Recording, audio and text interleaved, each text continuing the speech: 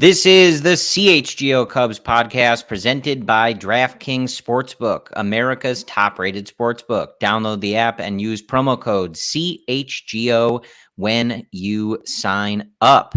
Hello, everyone. My name is Corey. I am not, as always, joined by Dr. Brendan Miller. I am instead joined by our guy, Ryan Herrera.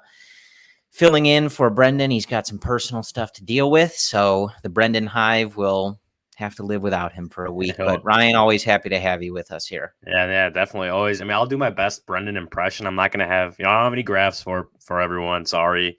But that's Brendan's role. And I'll try to bring my reporter's cap on and my analyst hat. I hope at some point to hear you talking about, either seam shifted wake or horizontal break or something like that. Yeah, if you're going to be waiting for that, you're going to be waiting for a while. Yeah. But we are coming to you on Sunday, June 4th. The Cubs finishing off a really nice week of baseball that started at Wrigley Field against the Tampa Bay Rays. The Cubs took 2 of 3 in that series and then go to San Diego.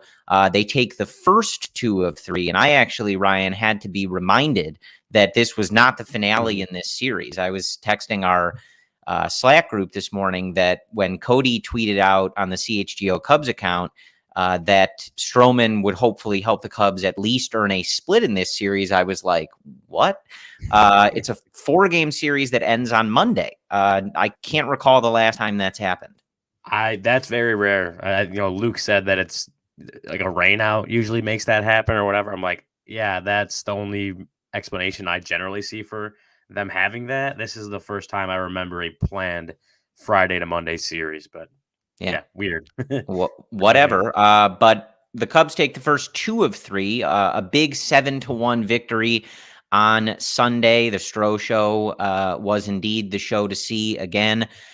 We actually, have a lot to talk about on this show. I think just laying out your expectations. We do have a chat from Barbara on our YouTube chat. If you're watching live, welcome. If you're watching later, hello. If you're listening on your podcast app later, also hello. Barbara asking if Cody will be on to chug. He will not, but if you follow him on Twitter, Cody Del Mendo on Twitter, he usually posts a video of his post-game victory chugs over there. On this show, we're going to talk about Marcus Stroman. Again, his league-leading 11th quality start on Sunday.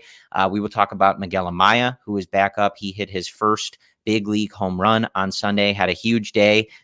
Who you got? Huh, Ryan? Yeah, on your boy, me? Who you got? Big pick for me today. He needed me to pick him to have that kind of day.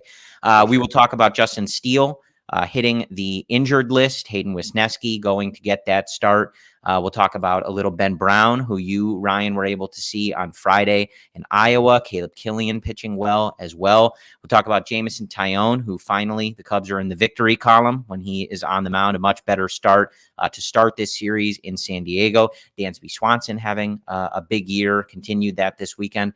Plenty to talk about. But Ryan, just generally, obviously as someone who's in this clubhouse covering this team, that Red Series last weekend, very disappointing. Just, kind of had everybody really, I think, feeling pretty down.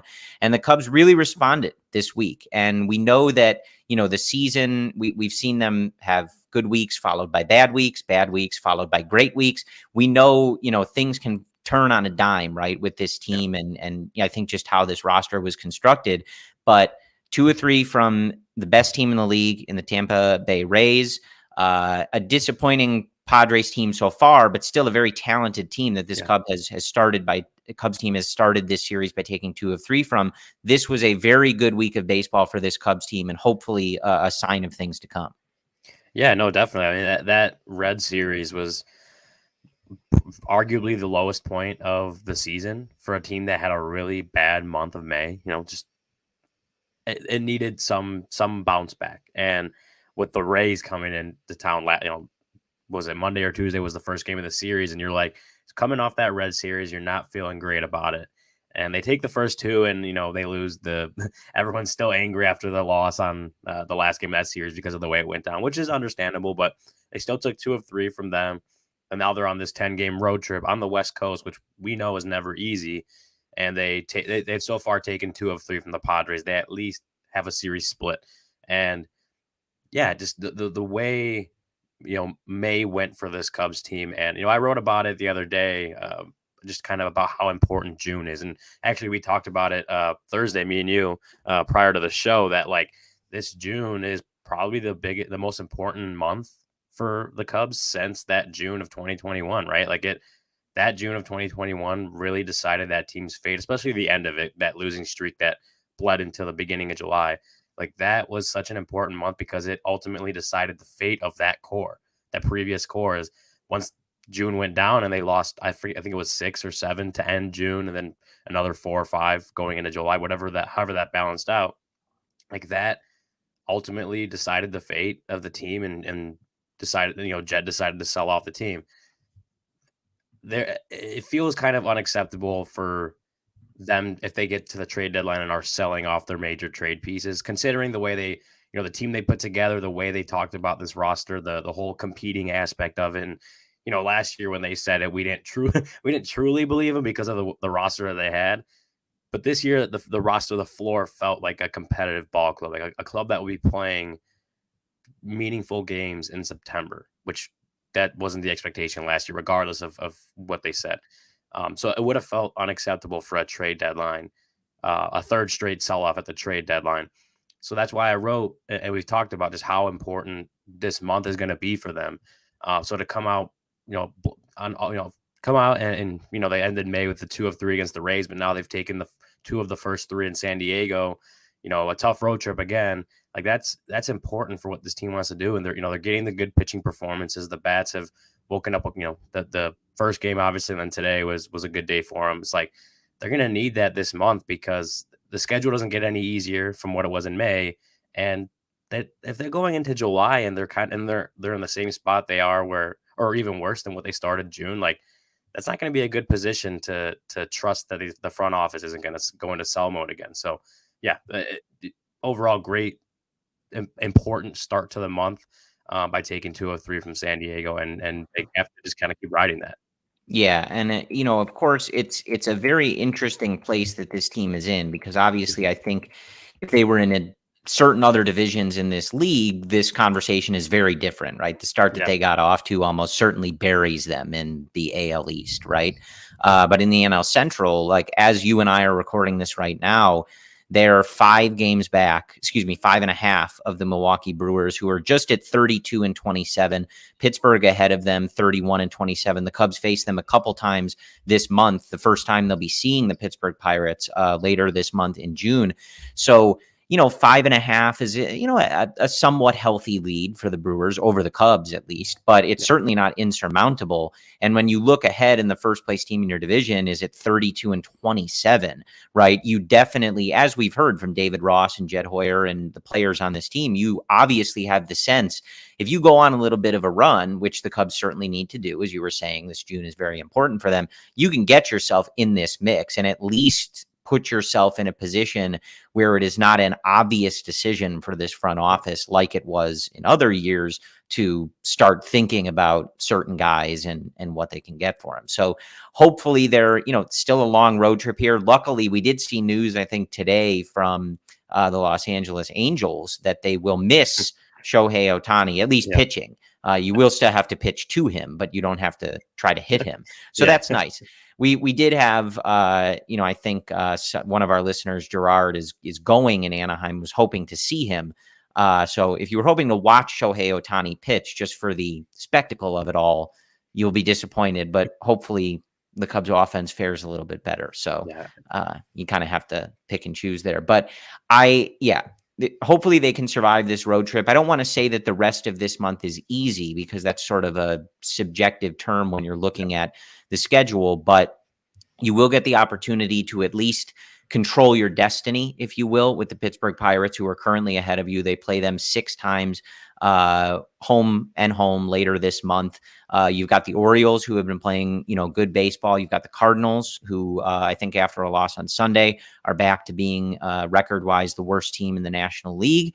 And then, the Phillies, who have also, sort of been in that weird hovering around 500 or a little bit below. So again, I don't want to call it an easy schedule, but an opportunity, if you can get through the rest of this 10-game road trip here on the West Coast, to not necessarily play one of the most difficult stretches on your schedule. So hopefully the Cubs are able to do that. But jumping into like some of the specific players, I wanted to start with Marcus Stroman, a guy that we talked about earlier this week. There is going to be a lot of conversation about him just because of the nature of his contract, whether he wants to opt out at the end of this season, whether the Cubs are in a position to talk about him at the trade deadline, or, as we've heard from Marcus Stroman himself, if the Cubs are able to go on a little bit of a run here, Marcus has been pretty clear that he would like to stay here and would really like to sign an extension here and be a part of whatever the Cubs are building here. But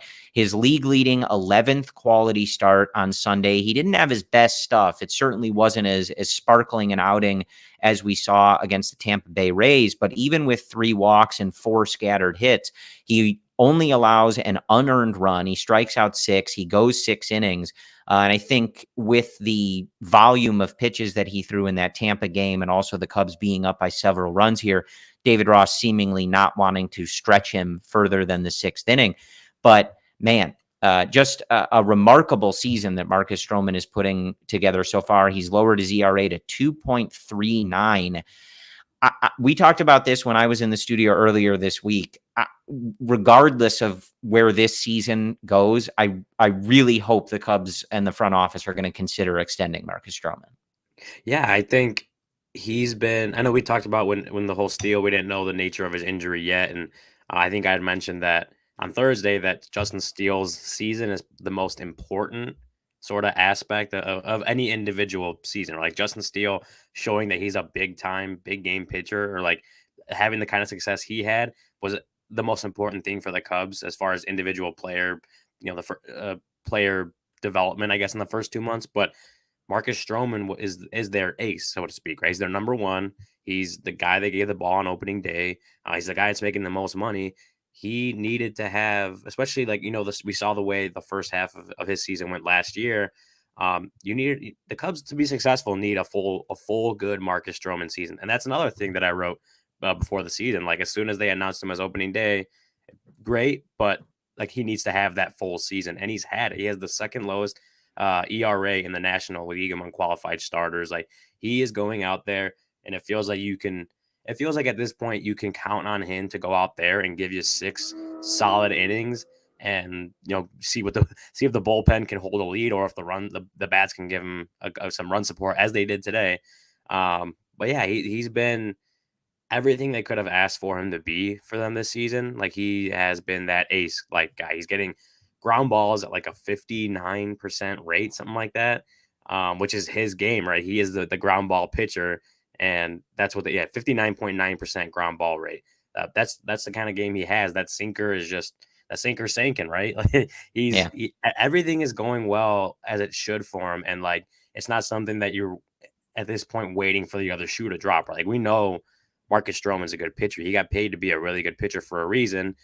So this is like a level of he's not pitching out of his mind right now. He's pitching great, but that's because Marcus Stroman can be a great pitcher. And I think that's when the Cubs signed him last year, that's what they were envisioning. And yeah, the first couple months of his Cubs tenure did not go very well. He turned it on that second half of last season, and now that's continued into this season. So he's just been everything for this rotation and the leader of the rotation when they've needed it. And as you said, the nature of his contract makes his future kind of murky beyond this year even. But he's 31 going on 32, something like that.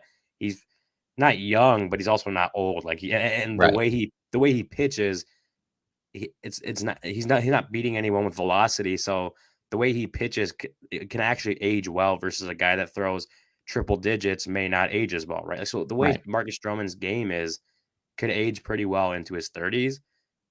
The Cubs, yeah, I agree. The Cubs should strongly consider trying to extend him. He's publicly said he wants to be here. And as far as what they want in that rotation, like a few of those guys that they have coming up through the system, still a couple years away, like having Marcus Stroman around for this, like if this is the start of your competitive window, having Marcus Stroman around for the first few years of that is having a guy like him around is very important to kind of get that competitiveness, that competitive culture going because he's been such a good pitcher. And so, yeah, I agree. Like, I think the Cubs and Jed and, Carter Hawkins should strongly consider extending him beyond this year. When he's also such a good athlete. When you talk about, I think he's barely 32, right? Like, I don't think he's going to be looking for a 7-year deal, right? Like, but you just look at, he's such a good athlete. He's in excellent shape. You watch him.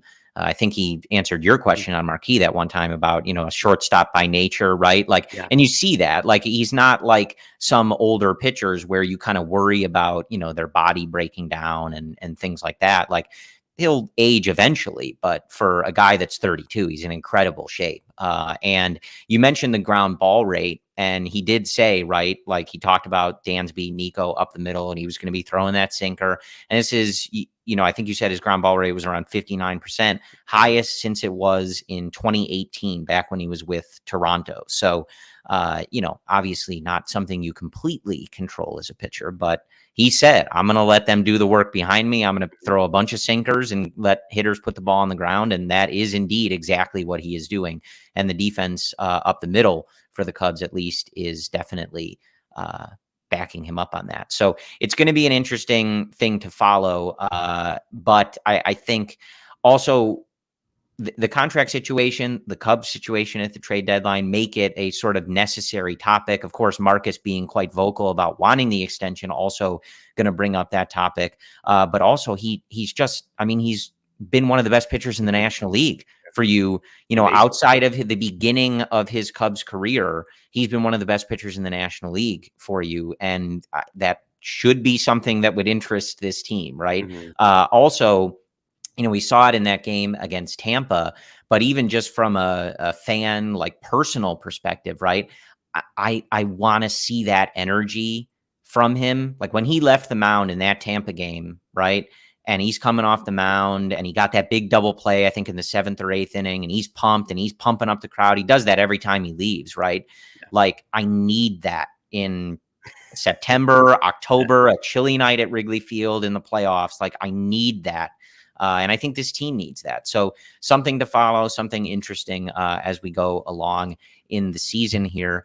Before we get to our first ad break, I do want to make sure we talk about Justin Steele. So Justin Steele is going to go on the injured list, but the MRI and all of the imaging, I think we can, for now, breathe a sigh of relief, right? It's definitely something he's going to have to work his way back. We're going to have to make sure that this isn't something that lingers, because anytime you hear forearm stuff, it's dicey, right? It's not the part of the body that you particularly want to hear with pitchers.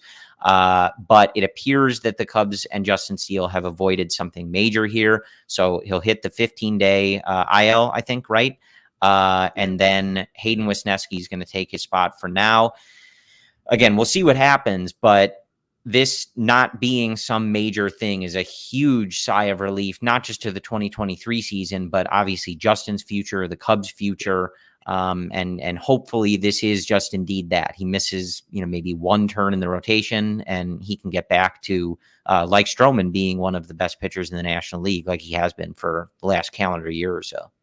Yeah, no, again, yeah, his development has been the most important of any individual player on the Cubs this season, because now you have, again, under the assumption, right? Like, just saying that Marcus Stroman gets extended, right?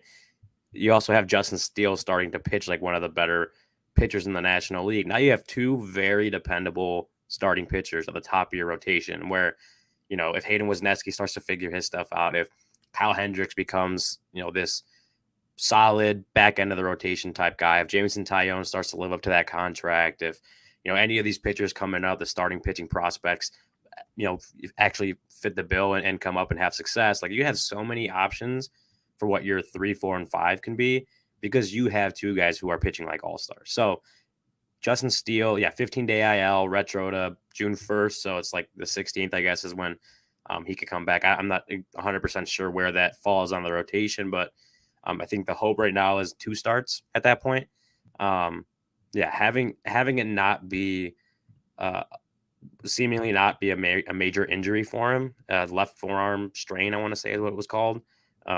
Left forearm strain, but it apparently mild. Just not having it be a long-term thing, being able to get him back in a couple weeks, like, That's huge. It's huge for him. It's huge for the Cubs because, yeah, he's been such a good pitcher for them. He goes out there, bulldog mentality. You know, the lefty, the stuff plays like no one barrels him right. Like his pitching, same with Stroman. Like the style they pitch, the ground balls, the weak contact with the defense behind them, that all plays. If they didn't have the defense, if they were rolling out Jonathan VR again at second base this year, right? Like that would be a tougher thing to do. But they have the defense behind them to be the pitchers they are. And I think that's why you're seeing so much success from someone like Justin Steele this year, because he does have that trust in the defense and he can just go out there, pitch the way he wants to pitch, knowing that Dansby and Nico are right there behind him. Patrick Wisdom's played better at third base this year. Like those guys are behind him to cover up any mistakes he makes when he pitches the ball, obviously. So yeah, having him around in a couple weeks, getting him back, that's going to be big for them because again, this is a huge month, and to have one of your best pitchers missing half of it already kind of stinks. It would stink if it was an even longer portion where you don't have Justin Steele's dependability in that rotation. So getting him back June 16th, whenever he does pitch again, like that is the hope for them right now. I don't know if I would say it's the expectation that he comes back to minimum stay, but I'm sure they strongly hope so. But it's again important for keeping this team on track towards not being sellers in 2 months, right? Like they don't want to be that. Justin Steele is important in making sure they avoid that. No doubt. And I mean, you know me, right? Like take your time. Like obviously the team needs him back, right? But the forearms are tricky, and his long-term career and, health and ability to get back to where he was is the most important thing. So if it's 2 starts, 3 starts, whatever it is, like take your time. I don't want to hear about any like lingering, tingling in there or anything. Like no throbbing, Ryan. I don't want any more throbbing. Okay. I haven't heard anything about throbbing in the last few days. So maybe no more throbbing. But it will also be, interesting to see Hayden Wesneski get another opportunity in the rotation. Obviously, he was really, really good in relief in that game against the Tampa Bay Rays when Steele did leave the game. 3 2/3, just 1 hit, 1 earned run, 2 walks, and 4 strikeouts, and some really nasty breaking balls and some ugly swings from a very, very good Tampa Bay Rays offense. So obviously interesting to see Hayden get another shot. Hopefully he can settle in, look a little better there. And I did want to ask you too, again, before we hit our first ad break in a second here, you saw Ben Brown on Friday. I am going to assume, right? Ben Brown has been really good. Of course, the Cubs got him in the David Robertson trade with the Philadelphia Phillies. I am going to assume that Friday was not his best outing. No offense to our good friend Cody Del Mendo, but you guys follow him on Twitter. You see the record, right? Yeah. So I would rather chalk it up to Cody being there than anything to do with Ben Brown. That's the main point, right? But what did you see, from your experience in Iowa? As you said, not his best start. Gave up a couple home runs, and they were like deep to center field. Which, talking to people up in the press box, it's like to get the balls out to where those 2 home runs were off Ben Brown. Like they weren't gimmies. Like that, those were pretty hard hit, well hit balls like to get out of there. So. A couple home runs. I think the concerning part of it was the 5 walks. Because most of those runs came early on in the game, and he kind of recovered a little bit to make it through 4. But the 5 walks is, I believe, still right now, that's the most he has, most walks he's had in a game in a start at all this season. So maybe it felt like a little bit of pump the brakes on the Ben Brown hype. Like, the guy's still a prospect. He's gonna have his ups and downs as well. He's it was not his best start, and the control wasn't obviously there during that game. But you've seen him the rest of this year, right? There's a reason why he's in AAA, why there's so much hype around him, because he's another guy that we talk about the starting pitching depth. Like, he's involved in that. He's on the 40-man. He's 1 step away from the big leagues. If there's a need, like, they could go down and get him, and that would be very interesting to see, because he's pitched so well, outside of this start, and there's one other bad start this season. Like, he's pitched so well for the Cubs this season that trade looks like an absolute steal for David Robertson at the deadline. And the Phillies probably do it over again because they got all the way to the World Series. Whatever, like that, it's starting to look like a steal on the part of the Cubs if he continues on this path of development. And I don't see him not being in the big leagues for much longer. Right? If he continues to do this, he's already in AAA. He's not old by any means, but he's not like a 19-year-old kid, right? It seems like he's pretty much ready for that moment as soon as that the opening is here for him. So yeah, I'm intrigued by Ben Brown. Again, it wasn't his best outing. We're just gonna say it was Cody's fault, and he'll be back and give them 6 shutout innings next time he starts. But yeah, I'm seeing it up close, like even in an overall bad results portion, like the stuff is so good. The stuff is good. Like he has, even if he doesn't have the best day with the results, like you can see why he's such a big time prospect for him right now. I think he just entered the top 100 on a couple different lists now. So clearly the national like prospect pundits are hyped by him too. So I'm excited to see when Ben Brown comes. I don't obviously want the Cubs to rush that because they have other fill-ins if they need the depth. But just seeing what I've seen over the year, like Ben Brown probably he's coming.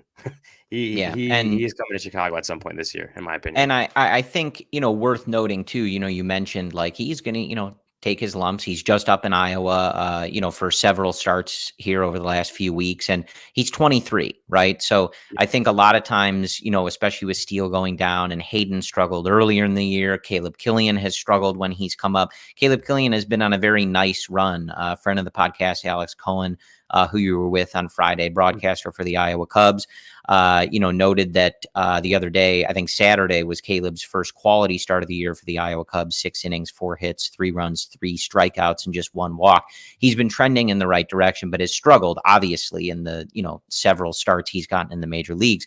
I think these guys like Ben Brown come into the conversation, right? Because people want to see him, and they want that kind of instant gratification on some of these hot prospects. But Ben Brown is just 23 years old. So he's got some time. He's got some seasoning that he still needs. But yes, worth obviously being excited about. But Ryan, we will get back to the Chicago Cubs in a moment here. First, want to talk about our wonderful friends at ComEd. The ComEd Energy Efficiency Program is committed to helping families and businesses in the communities they serve, helping manage energy usage and lower energy bills now and into the future.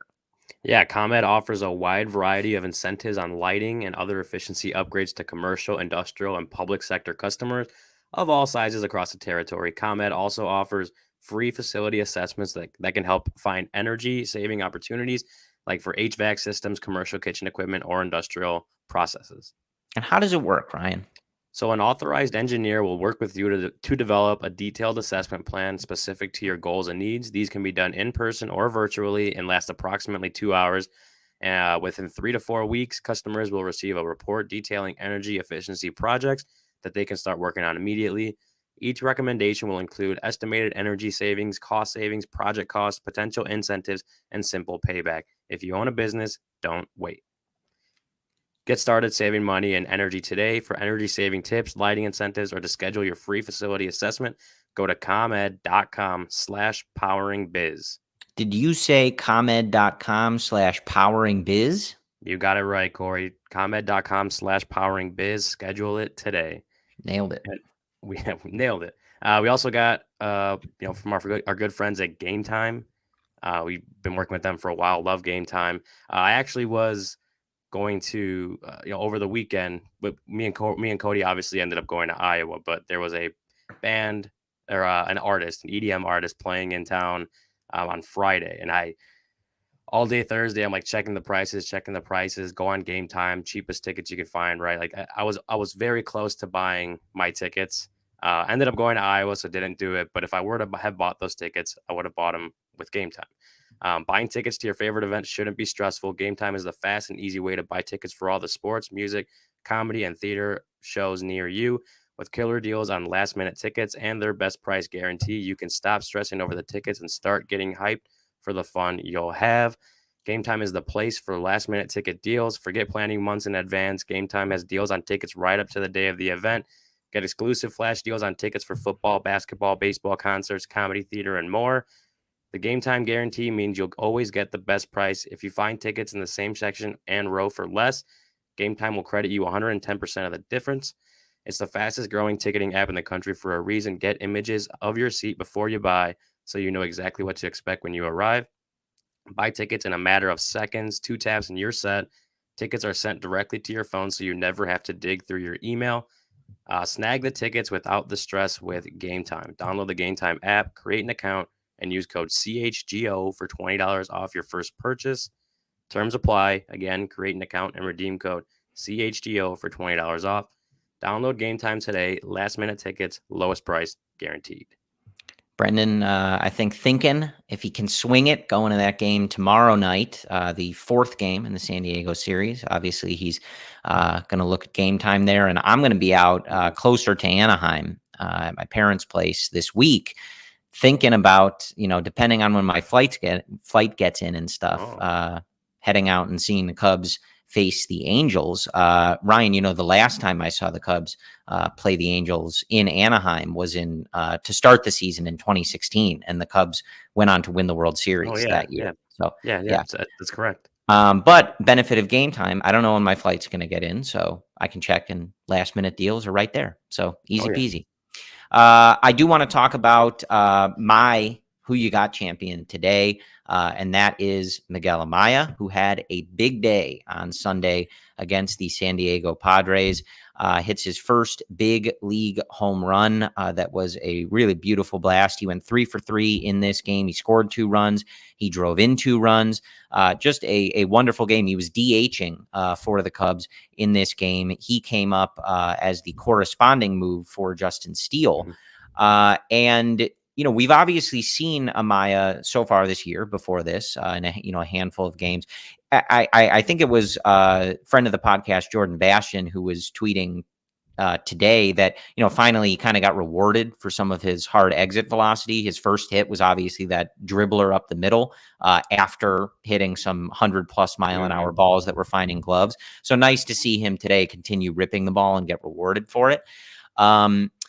An interesting situation that the Cubs have here. And, I think primarily, we were just talking to Greg Huss from Northside Bound earlier this week when I was in the studio about, kind of what they would do with Amaya, because he had been hitting really well in the minors when he went back down. And obviously before he got called up again, the Cubs pitchers at the major league level raved about him behind the plate. I mean, similar to some of the stuff we had heard from them last year about Yan Gomes, right? Raved about Amaya. He was in the DH spot today. And I'm curious your sense of exactly what you think the Cubs might be thinking here. Do you think he's just up because they had the roster spot and, give him an opportunity to get back in there?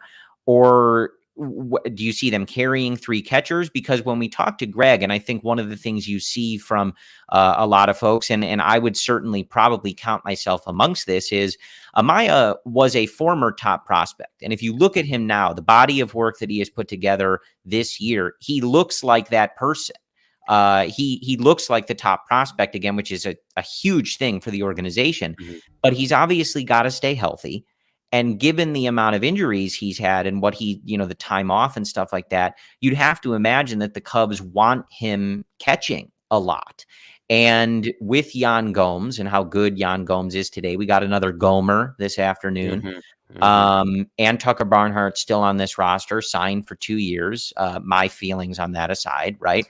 It is an interesting spot. Like, he DHs today, but at some point, I think organizationally, you're going to want him catching every day, because as we go forward here, at some point, you're going to envision him in your plans as either the starting catcher or part of a catching tandem.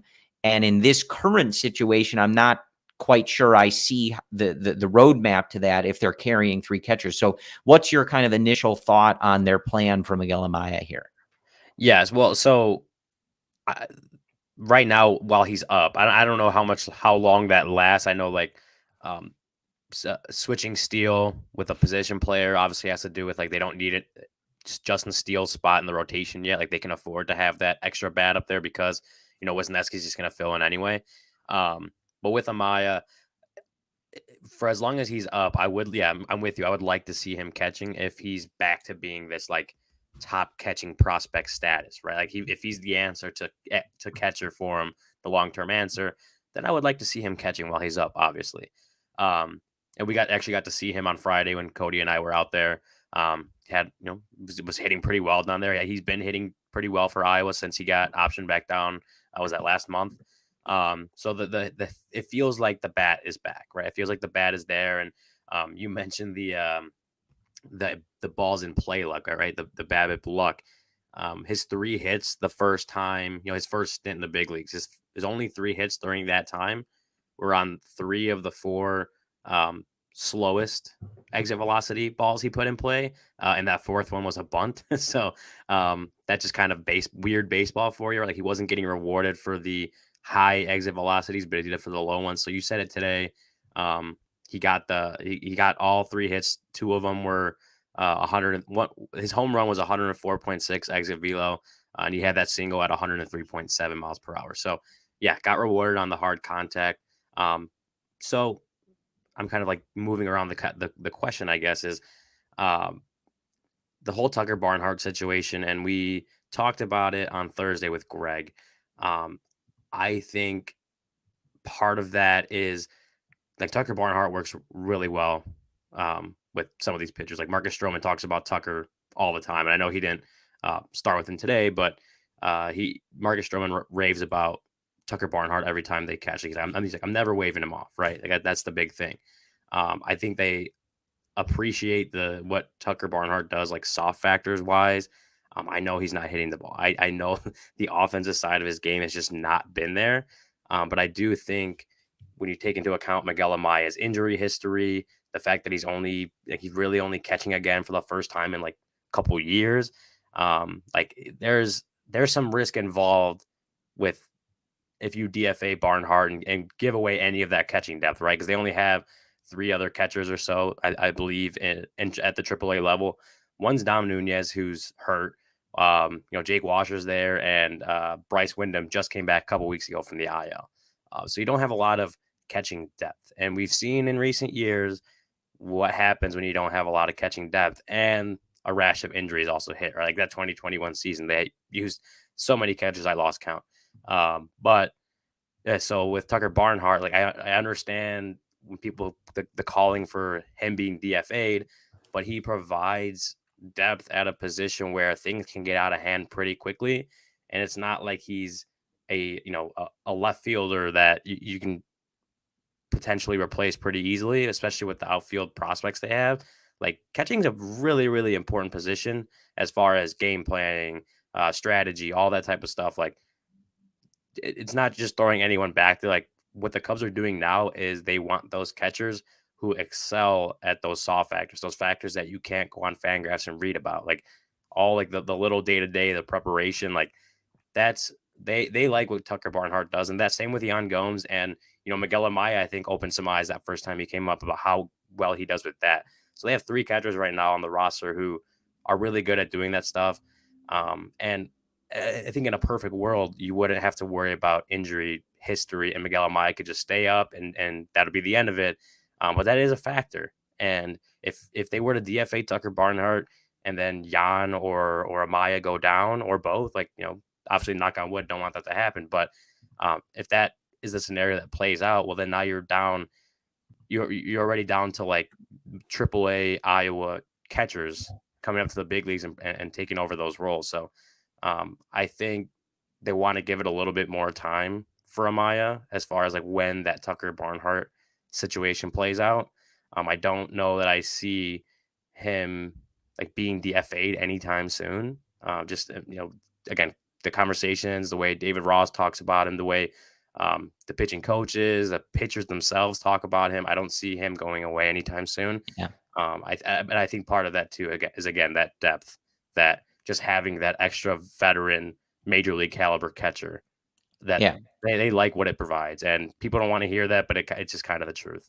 Yeah. And I think especially when you're manager is a former, glove first catcher, right? You're going to have to deal with that. But I think, if Amaya had not had the trajectory with the injury, right, and he had just sort of continued on that path, I think this is a different conversation, right? Like you're saying, I think if you really knew, like, we can just trust him, he's ready, like, we'll work him in with Yan Gomes and work toward Amaya being your starting catcher, I think it's a different conversation.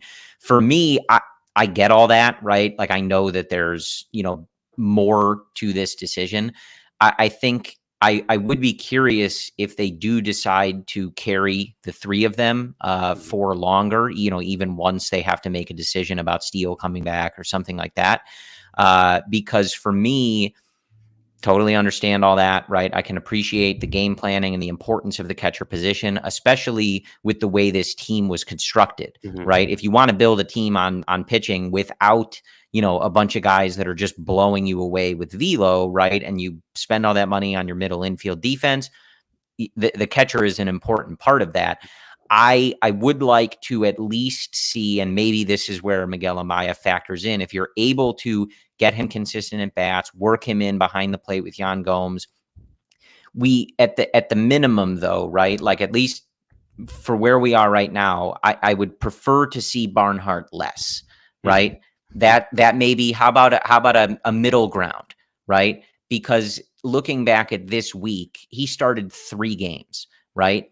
And I appreciate all the stuff behind the plate, but when you've got a guy with a 156, 257, 172 slash line, good for a 27 WRC plus, I can't have him starting 3 games out of a 6-game week. That's too much. And I know Yan Gomes is on the older side, right? So again, maybe that's where Miguel Amaya factors in.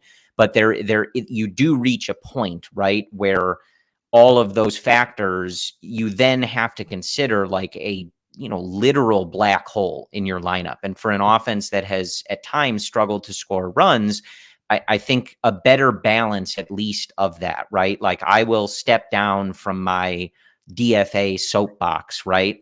And let's try to find a middle ground there, right? Like, you just can't have that bad in there 3 times a week at this point. It just is not something that this offense, I think, can overcome.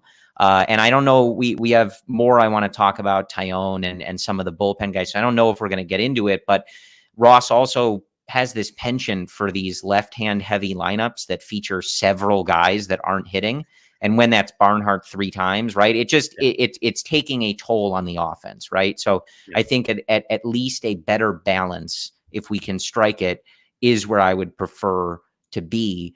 But I do understand, right? Like, and again, I see it in the chat. Like, I get it, right? Like, I've watched Miguel Amaya for years. I watched him play at Wrigley Field. I watched him sing "Go Cubs Go" on the field. I watched his parents in the crowd, his first home run today. I love the guy.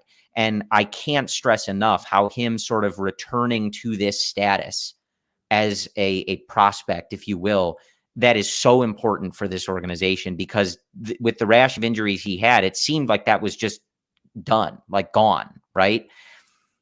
But he has had those injuries, and the organization does view this as something that he still needs more time and seasoning as a catcher, getting back from these injuries and just, getting back physically and making sure that he is set up for a long career of success, not just, saying, hey, he's back, let's rush him back in there, he's our starting catcher, right? So I get it. I'm as excited as any of you in the chat, but this is one of those times where you kind of have to, I think, as Ryan is laying out, look at things from just the perspective that the team is going to operate under, right? Yeah. We can all clamor and yell for whatever we want, but this, I think, caring about his development and how he gets worked in here is important, and that is how the organization is going to look at it. So I think for me, just let's do a little less Barnhart, right?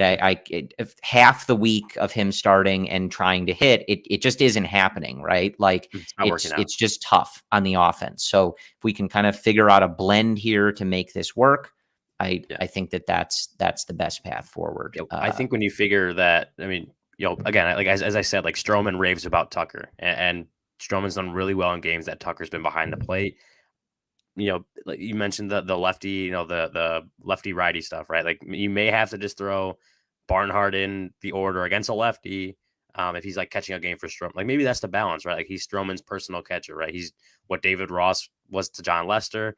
That's what Barnhart is for Stroman for this year. And catches once, every 5 days for Stroman.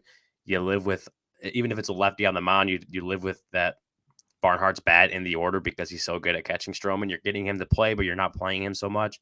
And then you can kind of shuffle Gomes and Amaya behind the plate. The DH obviously helps with making sure Amaya's bat is in the lineup, even if he's not behind the plate.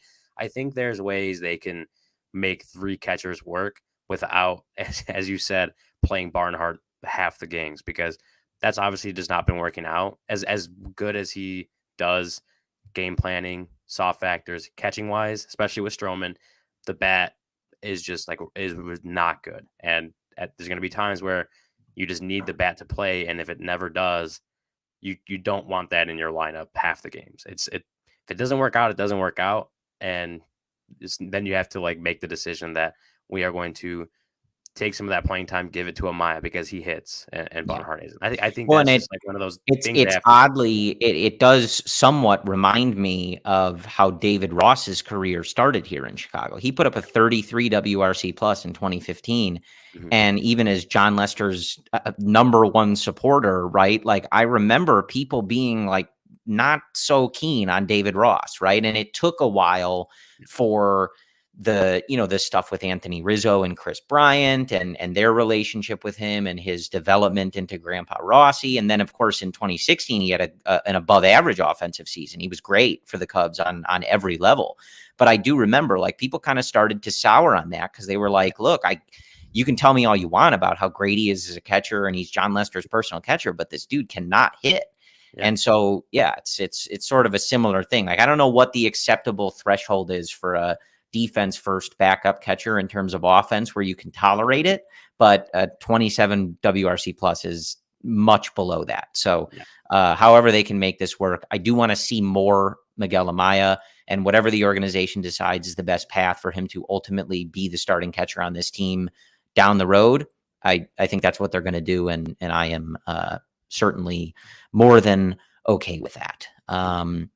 But I do want to get to our second ad break here and talk to you about our good friends at the Goose Island Beer Company. Got my sticker here. Goose Island CHGO is supported by the Goose Island Beer Company, Chicago's beer since 1988. They have an incredible beer roster. Of course, the Goose IPA, a 6-time medal winner at the Great American Beer Festival. My personal favorite, of course, is the Classic 312, which of course you can get at beautiful, historic Wrigley Field, and I do.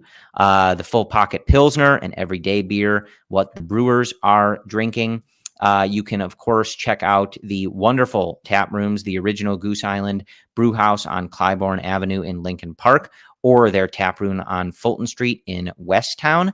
I have been to both. They have great smash burgers and food over at the one in Lincoln Park. I'm a big pickle guy. They've got fried pickles there. Delicious. Pair it with the beer. And Ryan, the beer stand behind my seats in section 216, they have one of those, you just grab and go, you scan it under the thing. They've got the 312 there. It's 2 rows behind my seats. Beautiful setup for your boy over at Wrigley Field. But we love Goose Island. Of course, you can check out our friend Cody Del Mendo doing his beer bat chug after every victory with a delicious Goose Island beer. And of course, CHGO is supported by the Goose Island Beer Company, Chicago's beer since 1988. And you know what would make you look even cooler when you're drinking that Goose Island beverage? I got them right here, Ryan. Oh, you throw your Shady Rays on, you're like a million times cooler. When you got them on and you're drinking a 312, that's Cody likes to call it vibes. That is peak vibes right there, in my opinion. So take on the sun with gear built to last. Our friends at Shady Rays have you covered for the warm weather ahead with premium polarized shades at an affordable price. Shady Rays is an independent sunglasses company that offers a world-class product that's just as good as any expensive pair that we've worn. Durable frames and extremely clear optics for outdoor adventures. That's what you get with your Shady Rays. And that's not all. Shady Rays offers the most insane protection in all of eyewear. Every pair of sunglasses is backed by lost and broken replacements. If you lose or break your pair, even on day one, they told us they will send you a brand new pair. No questions asked. Wear your Shady Rays with confidence because they have your back long after you purchase. Together with their customers, Shady Rays is providing much needed support to nonprofit partners across the U.S. through Shady Rays Impact. From building playsets for pediatric cancer patients to providing young adults with MS the outdoor adventure of a lifetime, Shady Rays is making an impact in your community and others like it now and for years to come. If you don't love your Shady Rays, which I can't imagine you wouldn't, you can exchange them for a new pair or return them for free within 30 days. There's no risk when you shop. Their team always has your back. And exclusively for our listeners, Shady Rays is giving out their best deal of the season. Go to shadyrays.com and use code CHGO for 50% off 2+ pairs of polarized sunglasses. Try for yourself the shades rated 5 stars by over 250,000 people. I took them off and the lights are just blinding. The world without my Shady Rays is too much. But before we wrap up here, I do want to talk and just note, obviously, Jameson Taillon picks up his first win as a Chicago Cub and just the first win when he was on the mound for the 2023 season. 5 2/3, 3 hits, 1 earned run, 0 walks, and 3 strikeouts.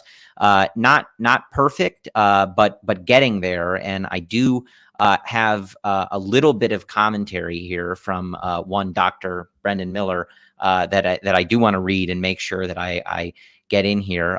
He sent this quote from Tommy Hotovy that said, "What we talked about the last couple starts was just getting back to what we feel like his strengths are. That's the good 4-seam fastball and the curveball off of that for Taillon." And if you have listened to Brendan speak, I think he kind of talked about that when we talked last week about what they would look to do with Taillon. So better. Right, not perfect, but better. I sent this in the Cubs Slack, but a very funny quote from one Fernando Tatis from the Padres beat after that game. He said, "I'm not sure how that guy got into the 6th inning," and I found that to be just a fascinating quote from someone on an offense who had gotten basically completely shut down by Jameson Taillon. So I never understand when players. I get that it's kind of a we should have hit that guy. We feel like we need to do a better job, but just a weird thing to say when you didn't do anything off of a guy. Maybe just keep that one, keep that one on the books. But keep that to yourself.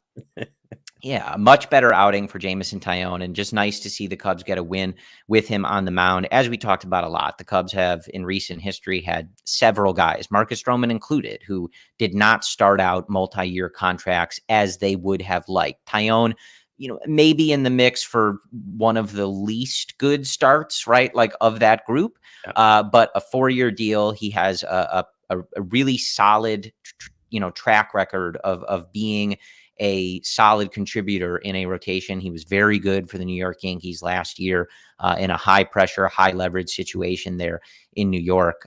So to see him, at least, hopefully this is the start of a turnaround for Jameson Taillon. That would obviously be very important for the Chicago Cubs team, even more so, I think, seeing him be better and get his first win immediately as Justin Steele hits the injured list, a big deal for this Cubs team. Yeah, if he went out and struggled again and threw another clunker, you would not feel as okay with what's going on in the rotation right now, because again, Stroman's great. Drew Smiley's been maybe the steal of the offseason, or the smartest move the Cubs made in the offseason was bringing him back, because he's pitching. You take out the 2 starts against Cincinnati, he's pitching out of his own mind, right? He's been great. Kyle Hendricks, you still don't know exactly what's going to happen with Hendricks. He's only a couple starts back, back to pitching for the first time in almost a year. Wisniewski struggled, so got to see what happens with him. So really, without Steele, it feels like you only have 2 dependable starters, right? The other guys are kind of can be up or down, they could go either way. With Stroman and Smiley, you feel good about those 2, but that leaves 3 rotation spots where you don't know what you're going to get. So Jameson Taillon having the kind of game he did, which, as you said, not perfect by any means, but nearly, almost completed 6 innings, pretty much shut down the Padres for most of the night.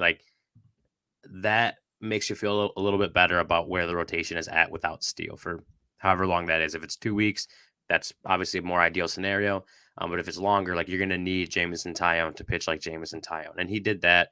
Talking to David Ross and even Tommy Hotovy, Daniel Moscas, like all these guys just kind of about Taillon and kind of what's been going on. Like, they all talk about, he is a guy who has that track record, right? Like, he pitched for the Yankees. He pitched in the biggest market in baseball for the biggest team in baseball, under the bright lights in the best division in baseball, and had success.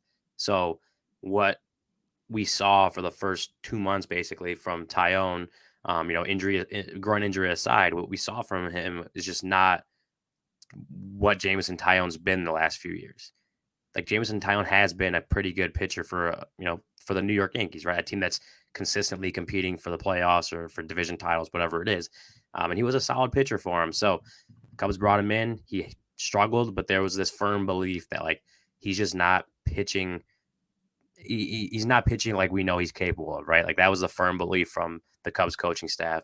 And we saw that on Friday from Taillon, and you need to keep seeing it as he continues to, move past that groin injury and get deeper into his Cubs tenure. He's getting a lot of money for the next 4 years, so they need him to be a better pitcher, of course. But yeah, it was nice to see him have the success against a underachieving but still talented Padres lineup. Have that kind of success, get into the 6th inning, get it to the bullpen, a bullpen that had a great day themselves that on Friday, but get it to the bullpen with a lead, and that's what you want from Taillon. It's like, he's not going to go out and be perfect every single time, but if he can give you those quality start-esque outings every time he goes out there, keep the runs to a minimum, not walk anyone, like, that's the Taillon you're paying for, and that you hope that Friday was like the first step into being that kind of guy that we kind of felt like honestly, that we feel like he should be. Yeah, absolutely. And to finish up our conversation here on this Sunday edition of the CHGO Cubs podcast, I do want to talk about that bullpen that you mentioned. And I think Friday, we obviously have seen this bullpen. It's been a roller coaster ride. Roles have changed. Positions have shifted, right? But some guys are in Iowa that we thought were probably going to be leading this bullpen. But Friday, I think, for now, may have been a bit of the recipe of what this current iteration that David Ross and Tommy Hotovy are going to try might look like. So Taillon only goes 5 2/3. David Ross, in my opinion, correctly with the quick hook there. I think that was the correct call. Mm-hmm. Goes to Brandon Hughes, who goes 2/3 of an inning, just a walk and a strikeout, no hits. Then Julian Merriweather follows with 2/3 of an inning, a hit, a walk, and 2 strikeouts. And then the big keys, I think, on Friday, Adbert Alzolay with a clean inning of work, just 1 strikeout, nothing else. And our boy, the CHGO Cubs boy, Mark Leiter Jr., picks up the save, strikes out the side, ladies and gentlemen. We've been telling you, Mark Leiter Jr. has been really good out of the bullpen, and I know, like, he'll have one bad outing. He's one of those guys in this sense, right? Only this sense reminds me of Pedro Strop, that people will never forgive him for those bad starts that he made. Pedro Strop, it was a home run he gave up to Johnny Peralta. He blew a game against the Cardinals, I think, in 2015. People never forgave him, even though he was one of the best and most consistent relievers in Cubs history. Right? That's true, and I can prove it. If you don't believe me, I'll tweet it at you, right? But Pedro Strop, one of the best relievers in Cubs history.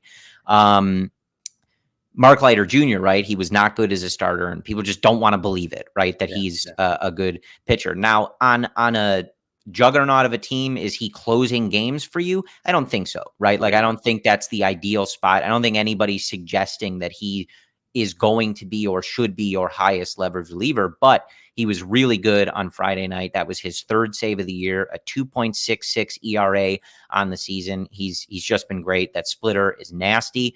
But the 2 guys I want to talk about before we sign off, even just quickly, Adbert Alzolay has just been exactly what you would have hoped out of the bullpen. He is a weapon. He has been really good in relief, a 2.25 ERA for the Cubs in relief. He was also really good on Friday night. And then I have, he did end up pitching again on Sunday. Julian Merriweather on Sunday, an inning of work, just a hit and a strikeout. So nothing going to change in the wrong direction about this tweet, but a really good note from friend of the podcast, Brett Taylor at Bleacher Nation on Twitter. He had a horrible outing to start his season against the Milwaukee Brewers. Since that first game in relief, he has a 2.42 ERA with a 2.83 FIP in 22 in a third inning of work with a 31.9% K rate and just an 8.5% walk rate. Julian's been very good. And one of those guys who I think in spring training, you saw that velo, you saw the sort of like intrigue. And again, like you can't always just say, hey, pretend this outing didn't happen. It did, right? But he has been consistently good for a good while here. I think he's one of those guys that I know Ross wants guys to go multiple innings, doesn't always work, right? And that's, I think, where he's gotten in more trouble lately. But for a long stretch here, he has been really good. Adbert Alzolay has been really good. Mark Leiter Jr. has been really good. Like right now, that appears to be the kind of top tier of your bullpen, and the results are backing it up. Yeah, and I think, people will still point at with Merriweather, like you mentioned, that first start, but also the whole, a lot of those early in the season were coming in the lowest of leverage after that, after he kind of maybe gotten David Ross's doghouse, so to speak, that's probably not the best way to say it, but like he was pitching a lot of low leverage type situations. But more recently, he's been one of those guys that Ross has turned to for more higher leverage type appearances. The velocity plays, man. If you're like, he's one of the few guys they have that can consistently reach upper 90s. And when you have that, if the secondary pitches are working off that, like you have yourself a solid reliever. And I don't know that Julian Merriweather's this all-star level type of bullpen guy, but yeah, like you mentioned, if you have those three guys on, working for the most part, like you can go Merriweather, Leiter, Alzolay type thing out of the bullpen every game. Like when they're on, you feel good because they have the type of stuff that gets it, that makes it work. Leiter's got the splitter, Merriweather's got the velocity, and Adbert Alzolay just has the nasty stuff, right? Like they all have things that make them that give them the possibility to be pretty solid bullpen guys. And if they're on, like you've seen that the last few weeks for the most part. I know Leiter had that outing against the Rays, and then he comes back and strikes out Soto and Machado, and I think it was Cronenworth maybe was the last out of that game. Like he comes back and gets the job done, and that's what you like to see out of a guy like that who lost. People were done with Mark Leiter Jr. after his stint as a starter with the Cubs, but he's been a pretty solid reliever now for the last. I don't remember exactly when it was that he got back into that bullpen last year, but since then he's been pretty solid for him, and he's showing you right now that he's a very solid option in that bullpen. Adbert Alzolay he's just a really good pitcher, man. He's got nasty stuff. He's a solid pitcher, loves the spotlight, loves the big inning type situation. And that's the first step. Like you have a guy that's not going to wilt under pressure with the stuff he's got. Like you have, again, a really good bullpen option. Merriweather can keep pitching the way he has. I'm not going to say that I trust this bullpen completely because they are full of guys that don't have long track records. Like bullpens are volatile anyway, but none of these guys have track records of success as bullpen guys. But if those three guys and even some other ones start to, be more consistent with those types of outings, like you feel a lot better about the bullpen than you did for most of May. I think most of May was like scared a lot of people from this bullpen, but there are still some pretty solid options in that bullpen right now. Yeah, and I there's certain guys where I would definitely say that I think Ross trusted them a little too long or put them in high leverage spots too long. There's certainly things I could nitpick, but I think in general, I would give Ross, for as much as I complain about certain things he does in the lineup, one of which is leading off guys with, sub 500 OPSs, but I didn't have time to get into that today. So we'll leave it for another day. I do give him credit for, he moved guys around. He stopped using, like Michael Fulmer in high leverage, right? He moved guys around, and he's ended up trusting now the best pitchers in this bullpen, at least at this time, in the highest of leverage. So, I think there's other managers and other teams that may be more stubborn about this kind of stuff and would not find themselves in a position to be using Mark Leiter Jr. to save a 2-1 game, right? Or using someone like Adbert Alzolay the way that they have. So again, like you said, you don't have a ton of guys with that track record. We'll see. It may continue to be something where things have to get moved around. But for now, I think you have found who David Ross is going to go to when he needs to put out fires. If he needs strikeouts, he needs velo, or if he is trying to shut down a close game. I think Friday night was a pretty clear recipe for how they're going to try to do that now. Before we sign off, I do want to remind everyone to check out becoming a diehard member over at CHGO. Of course, we have podcasts and live shows on every team every day, post-game shows, and premium written content by our guy, Ryan Herrera, over at allchgo.com. Dope merch. You get a free shirt when you become a member, access to the members only Discord, the CHGO Lounge. Of course, you get access and those discounts on any events that we do with CHGO. We've done some really great events at Blackhawks games, Bulls games, Bears tailgates, etc. So be sure to check out becoming a diehard member. I know I saw Marcus Halliman earlier in the chat. He sent us a wonderful DM over on the CHGO Cubs page. He just got his diehard membership. Shout out to Marcus and all you others. We appreciate the support. Diehard membership is a great way to support us and everything we're doing at CHGO. So appreciate all of that. And that, I think, is all that we have for you. So we appreciate you guys tuning in for the Sunday edition. Ryan, appreciate you. How do you feel? You think you could fill Brendan's role going forward here? No, because I think today got like a pass for the lack of graphs, but I think that's the main reason people hop on these Sunday shows is to see Brendan's graphs. I think people hop on the Sunday shows for me, but I digress. I'm just giving him his love. But yeah, no, right. Brendan, until Brendan teaches me how to use some of his algorithms and make graphs, we're gonna let him keep on the Sunday shows for the time being. We'll keep him around. Yes. So we do appreciate your support. Appreciate you guys checking out the CHGO Cubs podcast. Of course, use that code CHGO when you sign up for DraftKings. The Cubs finishing up tomorrow night, 8:10 Central Time on Monday night with the San Diego Padres. And then it is all night games pretty late for most of the week, except for Saturday and Sunday against the San Francisco Giants. So grab some extra coffee, get some extra rest.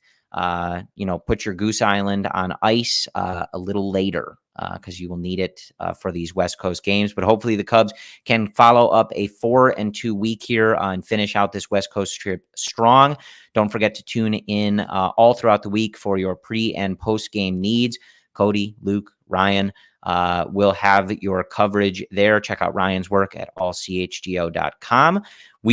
Brendan and I will be back with you next week on Sunday. We appreciate your support for all things CHGO and the CHGO Cubs podcast. And as always, go Cubs.